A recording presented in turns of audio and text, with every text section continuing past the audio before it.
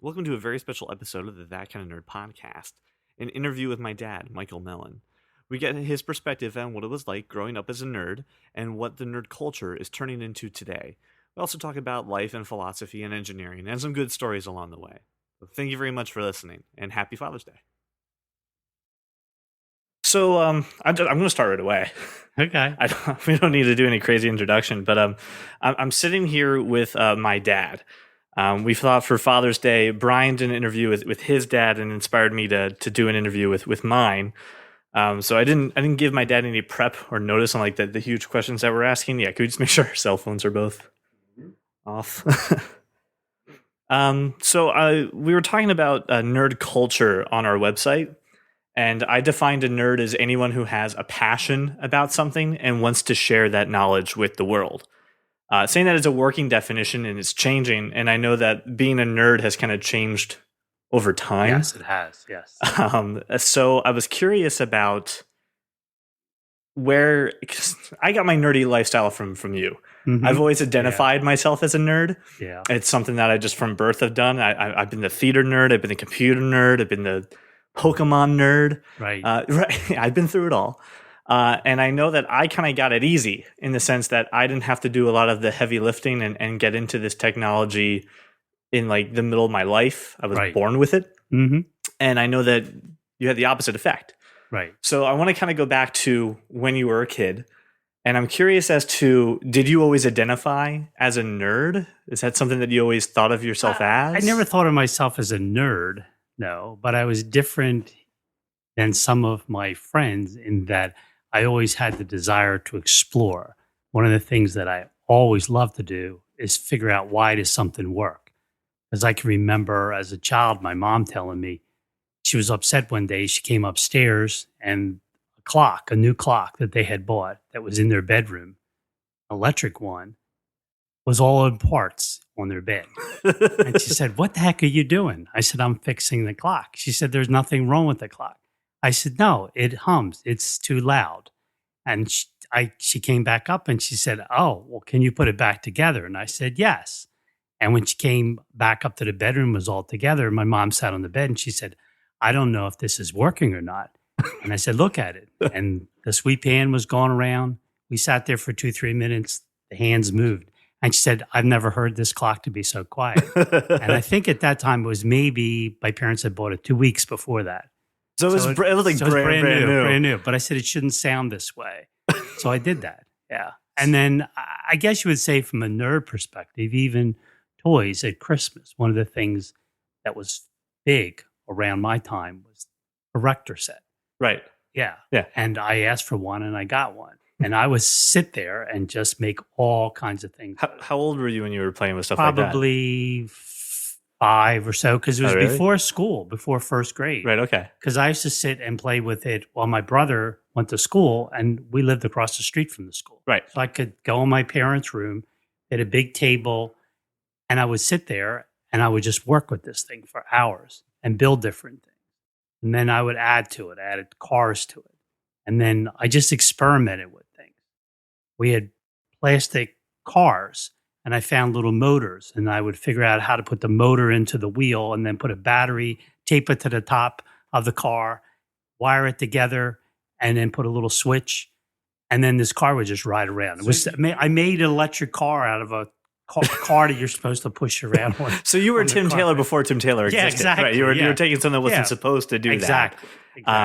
So the thing that I've gotten in discussions with other people when we were forming our site and when we were when I listened to Brian's dad, the word nerd now means something entirely different than it did back then. So I mean, was nerd a negative connotation? Yes, was a nerve was a negative connotation. You didn't fit in with everybody. You were, I wouldn't say geeky because geek didn't come up till many, many years later. It's a dork? A nerd was a guy, dorky kind of guy. Right. You're tall, you're thin, you have shorter hair. People might be wearing their hair longer. But you also were a nerd if you were extremely intelligent. If you got A's in school and you worked at it or you knew answers to things. You put effort in, essentially. You put effort right, into yeah. it. You're a nerd because I didn't go out every day after school and go shoot baskets or go play play Right. basketball or play football. I'd shoot hoops with my friends. We'd play football across the street, but it wasn't as if it was a team effort. I'd be home looking at something or working on something. So I would be with somebody. I might be with my neighbor as he's working on his car right. to find out, hey, how do you do that? How does this work? Ask questions. And doing it that way. Yeah. So, and I want to kind of explore that part, because when you go into, elementary school and you get into middle school, and that's because when you're little, you're just trying to do whatever you see. And I know that my grandfather, your dad was a plumber. Yes. So I'd imagine taking things apart, putting them back together, Yes. fixing, Yeah. getting the calls of, hey, this doesn't work, and Right. try to figure out how it worked. Did you go with him on like jobs? Yes, I would go with him on jobs. I was very mechanically inclined. I could Right. use my right hand. I could use my left hand. I would ask about tools, so I'd know what an open crescent wrench was. Right. I'd know what an open end wrench was. I would know what a ball peen hammer was. But I would go with him on his jobs, and I would learn different things because he had plumbing, he did industrial heating and air conditioning. So I would always ask him to go. He'd go to the lumber yard Right. to go work on something. I wanted to go with him to the lumber yard. I wanted to learn about lumber. I would know what a number 1 grade was, what a number 2 grade was. Right. Learn about what pine was, what was oak, what was birch, what would you use them for. I would learn about different size nails, whether you had a finishing nail, whether you had a regular nail. Right. All this. It just intrigued me to absorb those things, to say, oh, I could make things myself. So how many other people around you in your life had that kind of drive or passion? Maybe 1 or 2 of my friends, and that's about it. And I grew up in a neighborhood in a row home, which they now call townhouses. Right. So just in my neighborhood, there were 50 houses in that block. Right. And in that, most people had 2 to 3 children. So we're talking in the back driveway, not that every house had it, but in my back driveway, there was probably 20, 30 kids in my neighborhood that were anywhere from 2 to 3 years younger to 2 to 3 years older. So there was always people to play with, Right. to do things. And only a few selected people were what kind of nerdy things. And then we had neighbors, because the houses were so close together, neighbors had different skills. We had a gentleman up the street, and he was a carpenter. And in his garage, he had his saw, his table saw, things like that. So we'd go up and he'd teach us about angles on boards, and we'd cut them up, and he'd give us the scrap. And then we build little things. We build birdhouses. We build ramps. That was the thing. We build a ramp and ride our bike up over the ramp. Over the ramp. Yeah. It's like the equivalent of the internet now, that if I want to learn how to do something, I find somebody who's an expert. And it only takes me a few minutes just to throw a rock and like hit Right. 6 videos on how to do X, Y, Z. Correct. It was kind of like that in your neighborhood. Yeah. All right. Yeah. So you get to school now. Yeah. You're in elementary school, Right. and that's when you get exposed to different hobbies and different groups of people. And like you said, you weren't big on going out and shooting hoops and playing sports, but you did that. Yes. In my school, I mean, I lived across the street from the school. We had a big play yard. Right. And then right next to the school was a baseball field and basketball hoops. So we'd go home, get changed. Somebody would cross us across the street. Right. And we'd go over with a group of guys and we'd play baseball, or we would play basketball. I had neighbors who were college students who played football in college. They'd get us together and they'd play against us. We'd be like 6 of us to try to catch one of these college kids. It wouldn't work. Right. But they could throw the ball 50 yards down, and we'd always have him as the quarterback. And they would teach us more about the sports. But our group there was everybody getting together. Right. And the biggest thing that we had as kids was we rode our bikes all over the place. So after you get done doing, sporting, after you get down building ramps and Right. launching things off, and the day's winding down, did you ever have the inclination? Hey, come! I mean, was it? Hey, also come play with my engineering, my No, erector kit. No. Was No. that like something people that you thought hid? that was cool, Right. but that's it. That they loved it, but it was way beyond them. Right. They wouldn't sit for the time that it would take to put something like that together. But they wanted to play with it. Right. They wanted the finished product, but They not wanted the finished product, but they didn't want to sit there for the half an hour, 45 minutes building something. All right. So is that maybe when you noticed they're like, oh wow, well I'll share the passions with popular culture. Right. I'm in a niche. I'm not in Yes. something that's Yeah. Okay. I was in a niche, and it always intrigued me. That's the reason I was always intrigued by how things worked. I was intrigued by electronics. I mean, I would figure things out. I mean, I'd get speakers. We had this small television set, and I would add speakers to it. I mean, my father would come home from work, turn the TV on, and all of a sudden sounds coming out different places in the room because I ran wires from the one speaker around to another one. Or I would do tricky things. I would run a wire from the living room through the heating vent up to my room, and then I'd attach it to a little amplifier with a microphone. And then I would just start saying things using the speaker in the television set. Yeah. And throw your voice. And throw my voice. Oh, God. Because my father would watch TV, fall asleep. And then sometimes I would say, "Hey, Bill, wake up." And he'd wake up and I'd be up the top of the step and there was a little mirror I could see. But he was thinking the TV said something. Right. He had no idea that it was me on the speaker doing those things. So how did your parents react to their son doing They just thought it that? was funny. They were light about it? My father thought it was funny, but my father said, "Wow, like you have these processes in your head. Right. You have to use these." He's the one who encouraged me. "Well, what do you want to do?" And I said, "I don't know. I like this." Right. So I investigated it and found out electrical engineering might be something to do. Because at that time, one of the biggest things were kits. Right. You could go to the store and buy a kit to build a radio. Right. So I would build radios. I'd build crystal radios. I would build small amplifiers. I'd go to Radio Shack or some of the other electronic stores and buy these kits and then put them together. Was this stuff coming in now through school? Were there starting to be like shop class or anything that would deal with No, there build a wasn't any radio? shop classes or anything at time at school. What about even in high school? Was there anything High that was school? like that too? No, but by high school, I already had built my own little niche. I moved out. And figure Okay. things out. So- I would read things and figure, wow, for instance, and I experimented with it. Right. I built this thing called a code process oscillator, and all it was Morse code. Uh-huh. So then I attached a volume control called a potentiometer to that, and all of a sudden the frequencies changed. So then I attached a set of headphones and said, wow, this could be a Morse code thing, but I also could use it for a hearing test. So I could pick out frequencies. So then I realized if I got a bigger one, I could turn it, the graduation was more gradual for the design. So then I started to say, okay, now I can go from real low to real high. I can give people hearing tests. Yeah. But I didn't know what the frequency was. Right. So then I said to my dad, how in the heck will I figure out what frequency this is? He said, well, let's go down to the Franklin Institute because they had scopes and this was something that went on for science, all the experiments of science. Right. So I went down there, spoke to the gentleman. He said, well, bring it with you. And I said, I did.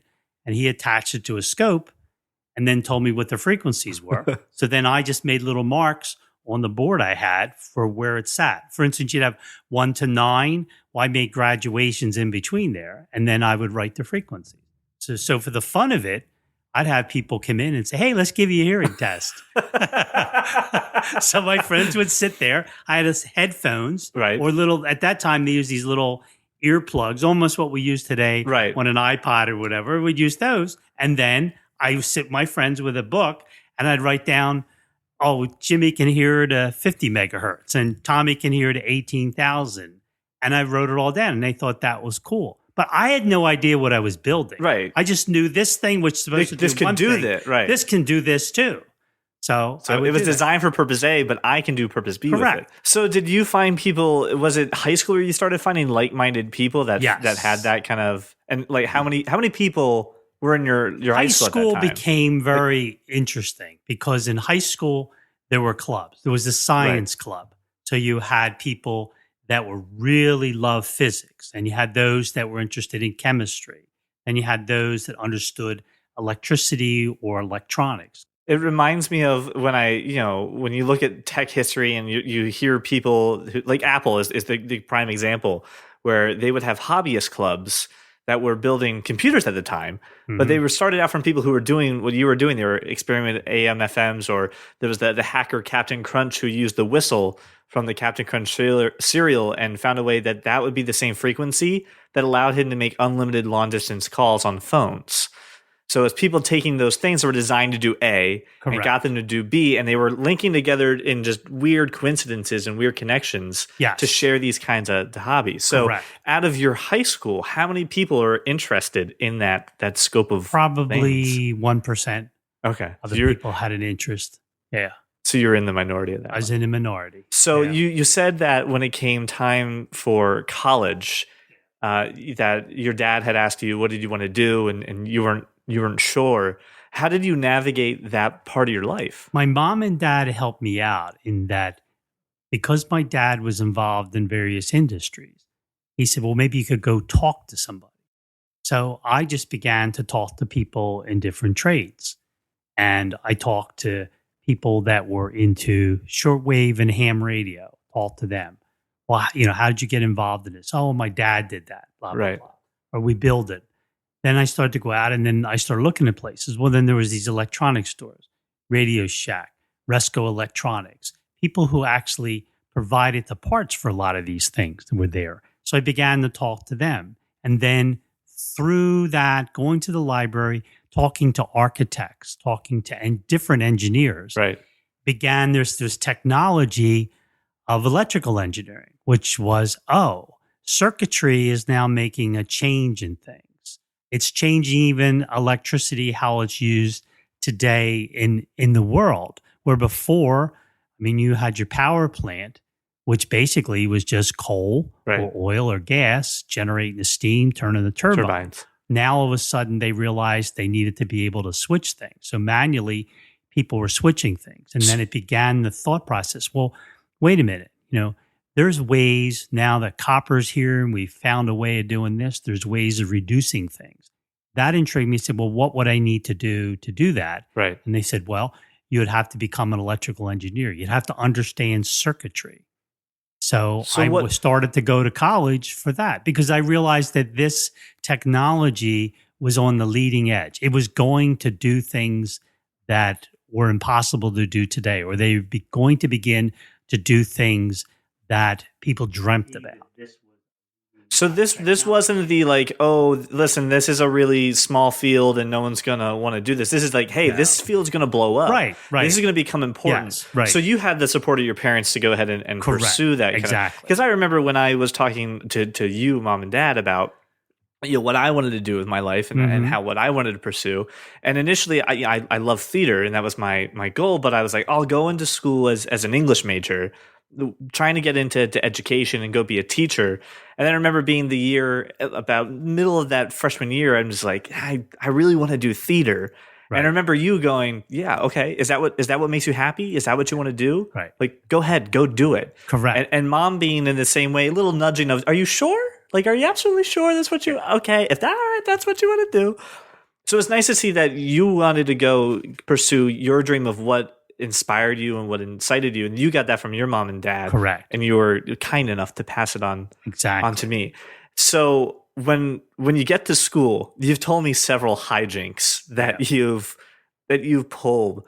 I don't want to have to go on all of them because we'd be here for hours. Yes. If we do that. What is your favorite story from we were doing this and we probably shouldn't have, or that was like my best memory of being creative and doing something kind of nerdy? Well, a lot of the friends that I had in engineering school, they came from Wisconsin, other states. They were from farming industries and they were trying to get out of that kind of environment and get into something new. They didn't want to be farmers. They wanted to get into something new. They were very intelligent in school. They were the top students in their classes. So they came in to take mechanical engineering, electrical engineering, automotive engineering, all those engineering factors. I think the neatest thing was I had two friends had wonderful automobiles. One had a old Ford. It was a 454 engine. The thing purred like crazy. You floored it. The front end just came up off the ground. They loved these cars, right? Because their whole entire high school was they spent their money that they earned to put into these cars because they were the big guy in town. They were the gearheads. They were the gearheads. Right, okay. So they came in. Well, the biggest thing was, oh, shoot, how can we prevent this car from being stolen? So we were thinking something up. So we walked around and we're thinking, well, we're going to come up with something. Right. So we figured, all right, now we put a car alarm on. Well, it's across the parking lot. We may not hear this at 2:00 in the morning. Right. So what could we do? So naturally, well, maybe we can build something like a radio device because it could transmit. So we built a little radio with a microphone to transmit out just like an AM radio would be, found a frequency somewhere in the middle that didn't have a radio station, Gotcha. and we hooked it up so that if the alarm went off, you had a little radio in your room, you picked up the frequency. So almost like an FM transmitter. Like now. an FM transmitter. Okay, today. okay. Then we were wandering downtown. We went into an Army Navy surplus store. And we found this device. We asked the guy, what is this? He said, oh, that's a transmitter way up there in the 282, blah, blah, blah, blah, blah, megahertz. Right. So, and that'll go for miles. Perfect. We said, this is perfect. We'll take it. So we did. So we hooked it up to the car and we checked it out. It worked. We had a receiver. And the neat thing was we had a radio that had an antenna that you could turn. And the reason for that was just as you are in shortwave or other places, you want to turn it in the direction that the signal comes from. Because as your frequencies changes, the band gets narrower.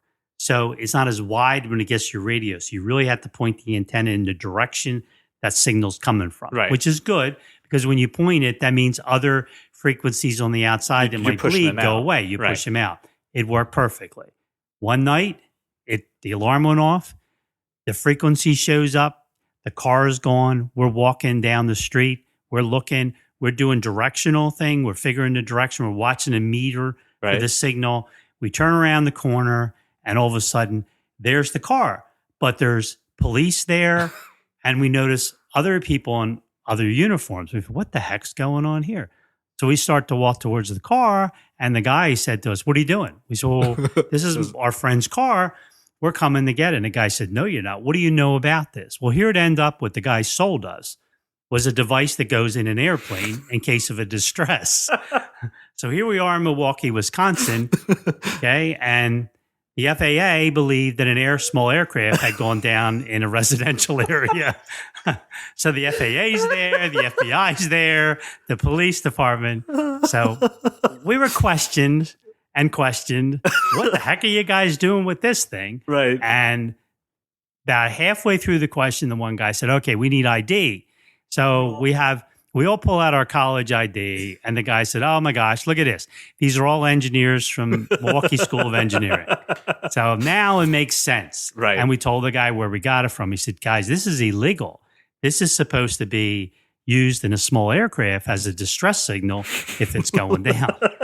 So you couldn't get away with that nowadays. No, You'd be in prison. We would be in prison. You'd be in prison. But they said, okay, hey, cool idea. So they said, well, you can't utilize this. Right. But it opened our minds up in that, okay, we needed something and we were going to figure out among all of us how we're going to make this happen. But it was fun because we would get remote control helicopters. We'd make the ability to have a little clamp open and close, which means we could fly them out the dormitory window on the 11th floor and drop little bombs or things across the street in the park. But it was more experimenting with things and realizing what you can do. Changing the motor in a toy. You go out and buy this little helicopter, and then we realized we could enhance the motor somehow.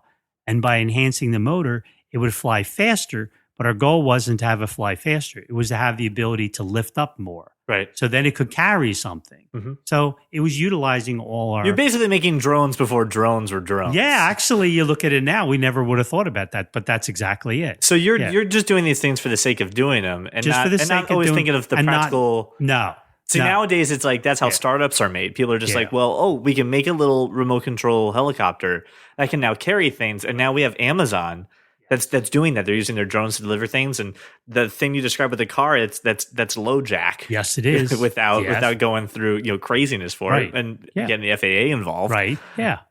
Did you ever think that, hey, we should take some of these ideas and make a business or start them up that way? We never did. We just thought it was fun stuff, and as you mentioned earlier, being kind of a nerd, this is what you did because we had more fun doing it. Right. It was fun for us. It was going outside the box.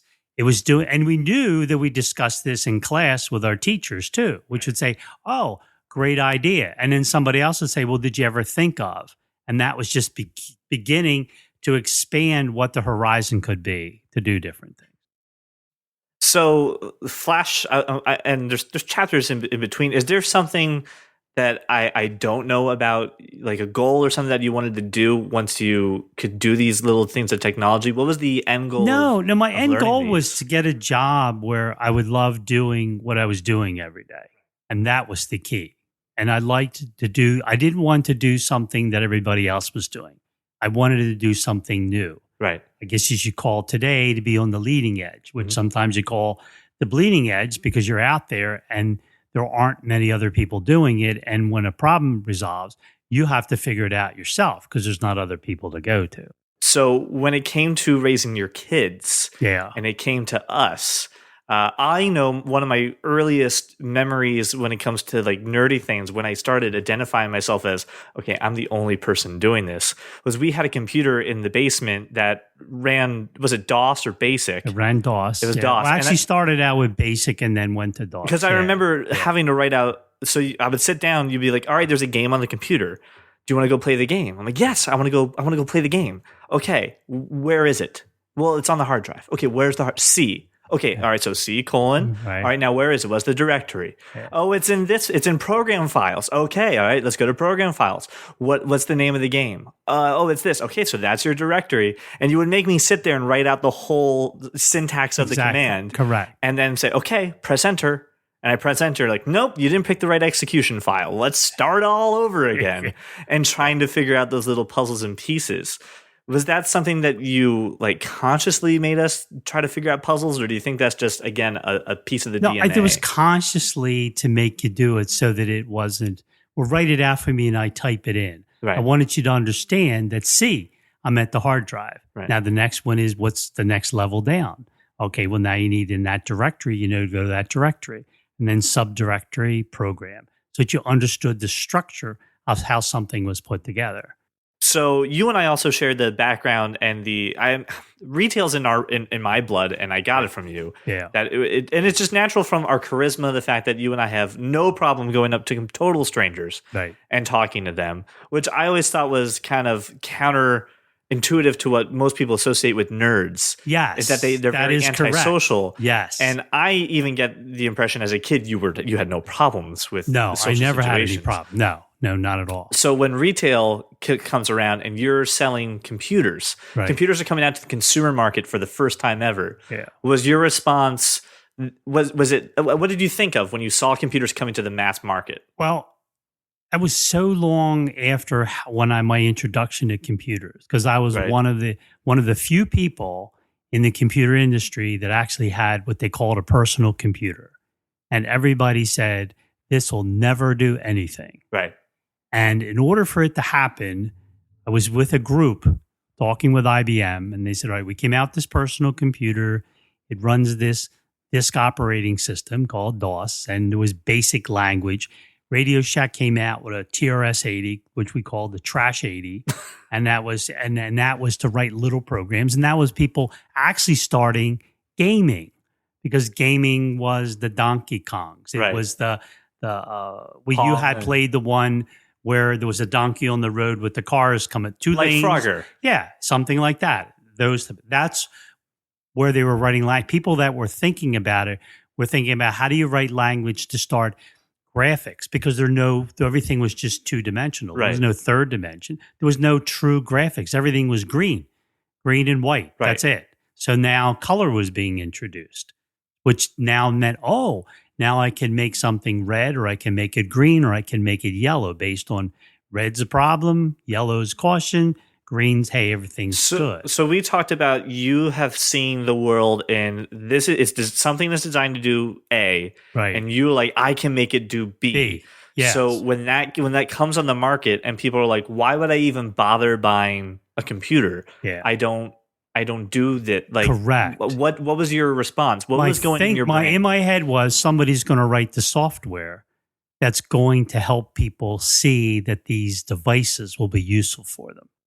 So you saw it as a way to increase business productivity, and you found it as a way to go ahead and kind of shape that part into it? Yes. So is that what led to a career path for you? Is that Yes. you had the brain It did. It led to the career path because I saw that this device took away, people could start doing the simple things that a computer programmer was asked to do, Right. where they're spending hours on very complex programs, doing complex analysis, bringing in months and years worth of data and digesting it and writing algorithms to try to figure out how to take this information and make it useful to help a business understand where they're going and what they can do. Well, you'd have accounting or an area who said, oh, I'd like to just track the number of units that I sold in this store yesterday. Well, I had to go write a program to do that. Right. And then when they said, oh, wow, can I get that every day? Yeah, but now I got to figure out where do we find the time to run this? Then your cost justification was, oh, by the way, that might cost you $5,000 in computer time. And how much are you saving by doing that? And they say, well, maybe that increases my inventory $1,000. So it wasn't cost justifiable. So if you could get the data to a personal computer and have some simpler programming, which BASIC at that time was why it was called BASIC. Right. It was a pretty simple language that you could write something to execute. It was just input, outputs, and your design. And then it ran to DOS, the disk operating system. Right. And then there were people out there saying, oh, we could start writing some user-friendly type languages that people could do. So what's interesting is in hearing all this, because I haven't heard some of this before too, so this is really cool. Going from making the little cars with batteries on them that weren't supposed to do that, to making radios, to getting your car tracked with a down airplane carrier transmitter. Mm-hmm. Now taking it to the professional industry, saying, let's change the retail environment. Let's make this easier and easier to do. It sounds like the world went from, oh, hey, they're just a bunch of crazy engineers, to, all right, we're looking for these people who have these skills for something that we've never had before. It was the whole birth of a new medium. Correct. So what was the culture like? How were people outside of that adapting? When you told people what you did for a living, did they get puzzled faces, or did they think that was like the coolest thing they'd ever thought heard? That was the coolest thing ever. So because they were so far behind that they couldn't even comprehend what it was. But they were seeing changes happening. Right. They were seeing the ability for information to happen. And the thing you mentioned earlier, people would say, when are we going to be able to have a computer? When do you think a computer will come into your home? And the thing was, bringing a computer in your home was to sound like fun, but it was expensive. Right, yeah. And you had to have a purpose for it. So it was small businesses began to bring computers in to do accounting. People would come in. A spreadsheet? Wow. I don't have to manually write that down. I can put the numbers in. I can save it. And don't forget, a lot of times it wasn't even a hard drive. It was actually floppy drives, big floppy disks or small floppy disks. And then that, just like today, things began to get smaller and be able to handle more data, and you could store more things. So we go back to that point where when you started doing this when you were 10 and 11, the nerd was the bookworm who was ostracized and it had that negative connotation. Mm-hmm. We flash forward to that point in your life. How did the world view the nerd at that point? Well, now or these was people, it still the same? Well, the people, no. Then people viewed them totally different. That these people that they called nerds, people began to call people nerds because they were very intelligent and they could do things other people couldn't do. Right. And they didn't know what to call them because they felt maybe less intelligent per se, and they couldn't comprehend it.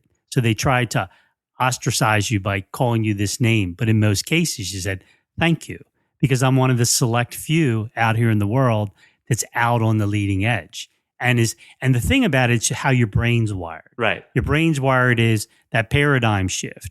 You look outside the box. I mean, the answers are always out there in front of us. We just don't see them or we don't hear them. Like I went through this process, the Cosby quality process, and a guy came in and said, you have to learn to look outside the box. And an example was, this gentleman was a race car driver, driving his car on a windy road in California, 70, 80 miles an hour, okay, winding through the roads. Nobody can go that speed, but this guy's an expert and knows exactly how to take the curves and what to do. Came around a curve. There was a woman in a convertible on the other side of the road, and she kept hollering, ass, ass. And the guy said, yeah, same to you. And the guy went around the corner and ran through a whole pack of donkeys, totaled his car.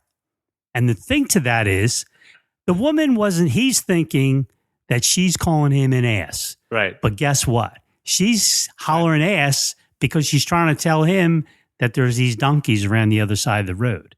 That's that paradigm shift. That is, listen to what's going on outside of you, outside the little, think differently than you do every day. Think about how other people may view something or see it, and then you'll learn something new. You push that envelope out. You look at it differently. So how are you trying to share that message with not only your professional career, but how are you trying to share it with your family and just with people that you meet in the day-to-day life at that point? Were you trying to wake people up to technology? I was trying to wake people up to technology, that they can make the technology. They need to speak up and say, what can technology do for me? Right. What can technology, now that you've seen these things that can be done, how do you think it can help you? How do you think it can help you in your job? How do you think it can help you in the business you have or in something that you want to create? So I tried to tell people, hey, this is a new technology. This is something new. You need to grasp it. A lot of people I worked on in the mainframe said, it won't go anywhere. I have no desire to do this. I have no desire and I don't want to do it. And they're the ones that were left behind. It's funny because when we started the show, I said that my working definition of a nerd is someone who has a passion about something and wants to share it with the world. And we've had debates amongst other people too about if that definition is actually like kind of holding true. And there you are doing that exact definition. Right. Yeah. So I wanna flash forward a little bit towards now and what's happening contemporarily. You and I jumped onto the internet really quick, and I think we both saw it as a really cool way not to only just get more information than we've ever had access to. Right. Trying to find an issue, we could find the solution using it that way. But we also said, oh, this is a cool place to be creative. We can go ahead and we can go build a website for me, when I was in high school, it was I put poetry and I wrote with my friends and we talked about music on it and I let them have a hub to do it. You were using it for businesses. You were going to businesses saying, you need a website. Right. You need someplace to be online. This is where the world is going. So flash forward to now. We talked about how the world has viewed nerds. How do you think the culture is finally taking all the groundwork? Because there's a joke that a comedian said that he loved Star Trek so much, and he would always wear a Star Trek shirt. And when he was a kid, he got pushed in the lockers, beaten up because he wore this shirt. And then he sees this kid nowadays walking down with the shirt on his cell phone. And he goes, hey, I like your shirt. Way to go, Star Wars fan. And he goes, I don't know what you're talking about. He's just wearing it ironically. Right. And he's like, how dare you? I laid the groundwork for you. Yeah. I went in lockers for you. I stood by it. How do you view the nerd culture now, knowing that you laid all the some of the groundwork for it? Yeah. How do you think we're doing? How do you think this generation's doing? I think there's more nerds out there. I think there's millions of them where there used to be hundreds of them. Because people are doing their own thing, utilizing the technology their way. Right. And that's where technology is going today. It's put it in the hand of the individual to allow, there's so many things out there that people can get. Get an app, buy an app, write an app, learn how to do something. Right. I think the word nerd is going away. Right. Okay. Yeah. Right. Because it's technology today is what people are. And the people that were nerds were the ones who were looking to do things differently. I think the nerd was a word used for somebody who really was strong in being themselves and their own individual. Okay, right on. I switched schools in high school, not to go back. I switched schools in high school. Came from a Catholic high school, finished my last 2 years of high school in public school.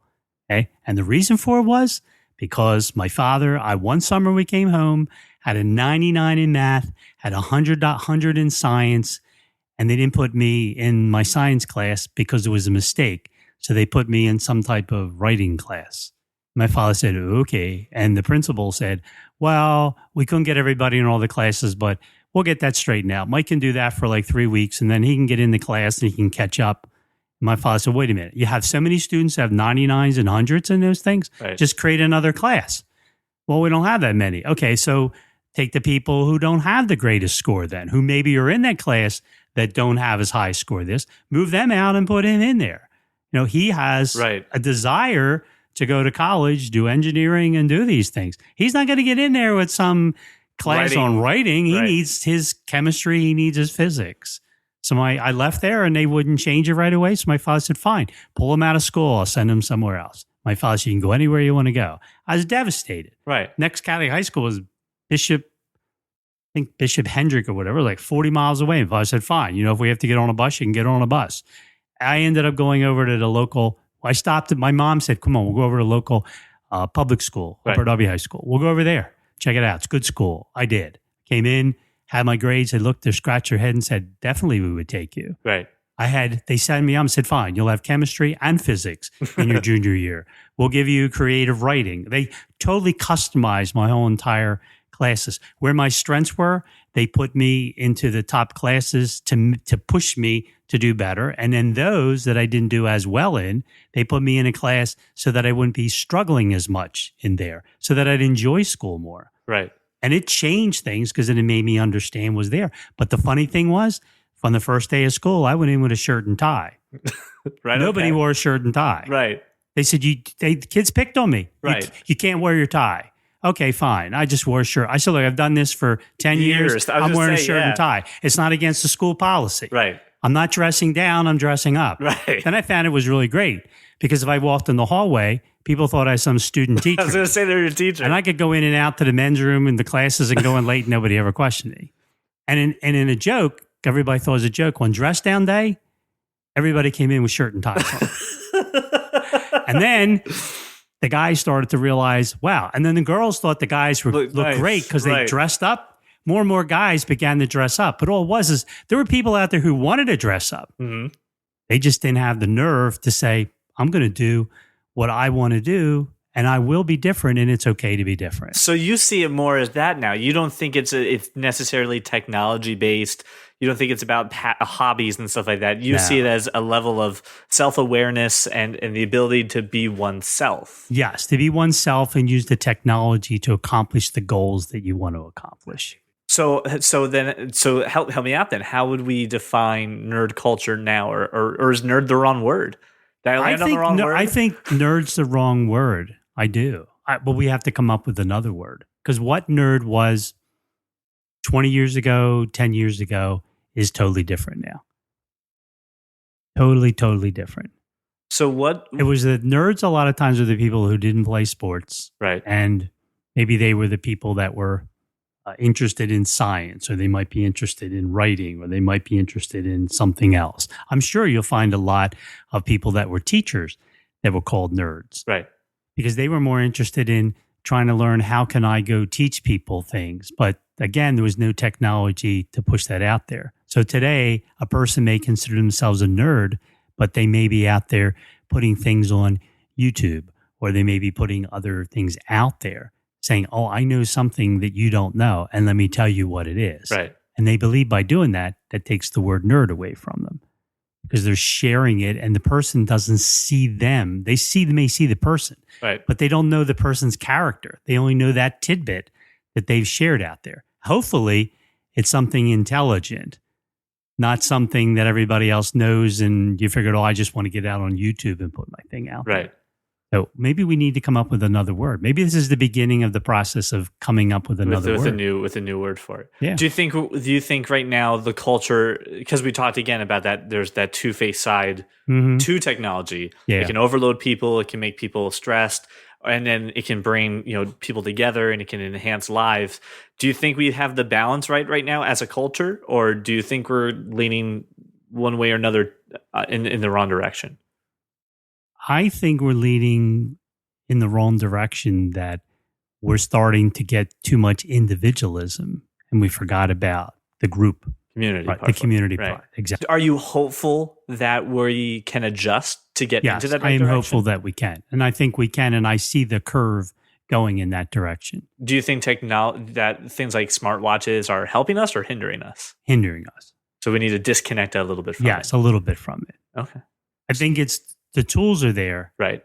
But we have to utilize the tool correctly and not overuse it. So for people who are coming into this culture, if you were to talk to them like you were talking to me when I was a little kid, but as we are right now, what is the message you want to give to someone who's looking at using technology or looking at the world?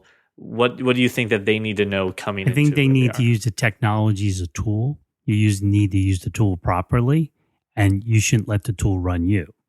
You got to run the tool. You have to use the tool. Don't let the tool run you. The engineering side of you. Yes, Sorry, exactly. Be the master of your own tool. Yeah, you're not going to learn anything new if you never get a chance to speak with somebody else, or or take the time to experience what somebody else is like, or what they do, or how they do it. And if you experience that, you may now learn something new, but you also may be able to help that person out. I want to get on one final piece because I've kept you long enough. If you can say something to the Mike Mellon of the world's right now, the kid who does wear the suit and tie to school, who doesn't know if that's the right thing to do or how to fit in, or someone who's on the edge of I don't know where I belong. Yeah. What can you give what advice would you give to that person? Well, I would say question yourself, and why are you doing it? Are you comfortable at what you're doing? Are you doing it because it's what you want to do? Are you doing it because you want to be that individual that says, I really don't care what you think about me, because this is who I want to be and what I want to do. I'm not hurting anybody by it. You can call me all the names you want to call me. It's okay. Do that. But don't so far pull yourself into a shell that you totally cut yourself off from your peers and other people, because then you'll remove yourself from the society, and that's where the dangers come into. Still try to figure a happy medium that's in there. And you'll be surprised, because maybe the next day you come in and you don't wear the shirt and the tie and the same, and you wear what everybody else wears. And then they're going to look at you and say, whoa, like what happened? Well, speak up and say, well, you didn't accept me for who I was or what I was doing. And I felt bad. And they say, oh, we're just joking around with you. People say, oh, just joke. We think that's really cool. And then the next thing you know, they may do like I did. All of a sudden, the next day, people are going to come in with a shirt and a tie on. And what you've done then is shown people that you can be an individual. You don't have to be part of the pack. And I think that's where the whole point is. I sit for many hours sometimes within a day, and realize I am maybe 5% of the people are strong enough to do the things they have, to have their ethics and morals, and allow that to happen. And know that maybe they may not be accepted by everybody and people may not agree with them. But you can lay your head on your pillow at night and say, I'm good. I'm okay. I'm all right. I'm doing what I need to do. I'm being my own person. And people at some point in time will accept that. But don't draw yourself away from society. If you're doing it to draw attention to yourself, that's one thing. If you're just doing it because you say, this is what makes me feel comfortable, then fine. It makes you an individual. And it's amazing how many people will look at you differently. But no matter what the label says, literally and figuratively, about yourself, the way you dress or the way that you carry yourself, no matter what the label from society to physically, make sure that you are true to yourself. Yes, true to yourself, and that you're doing the things that you want to do, the way you want to do them. And just sit inside and say, yeah, I'm happy with myself. I'm happy where I'm going. Because you're maybe going down a road that nobody else has ever gone down. And you may be one of those people who has an idea that has never been thought about. As you learn more and more as you get older, you become more mature in that perspective. So do what you need to do at the time of your life that you're doing it. All right. Well, thank you so much for sitting You're down welcome. with me for the last hour. Mom's back here at the door. Yes. Hi, Mom. Yeah. All right. So thank you very much. I appreciate it. I hope we can do this again. We talk some more. Me too. Thank you.